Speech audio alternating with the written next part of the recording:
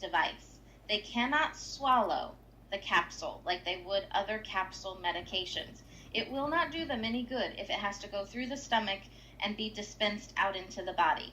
It has to go into the HandiHaler, and then the HandiHaler dispenses it through the air into their lungs. They cannot swallow the Spiriva, okay? So that would be another good thing. If you see the patient take the Spiriva pill, or capsule, not pill, there you go, Spiriva capsule orally, you need to call the nurse and say, hey, I think you need to do a little education, okay? Now, bronchodilators, like I said, they are directly delivered into the lungs. So typically, they're not a systemic drug. So typically, there's very few side effects. Sometimes they'll make people a little bit jittery, but that's about it. This is really important. When a patient is first being diagnosed with COPD, typically what happens is the pulmonologist or the PCP will prescribe the rescue inhaler first.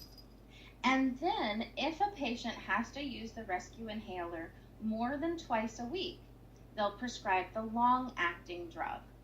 Well, guess what happens? The patient doesn't ever remember to call the doctor back and say, hey, I'm using this rescue inhaler more than twice a week. I think I need a long-acting drug. So here's your tip. You're going to help the patient and help yourself.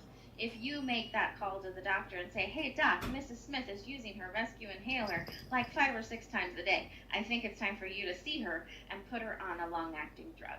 That's going to help you. It's going to help her. It's going to help decrease her rehospitalization because What's she she's doing, going to have Bubba? a better drug regimen to manage. What's she doing to you? There. But a lot of people don't know that the rescue inhaler is prescribed first.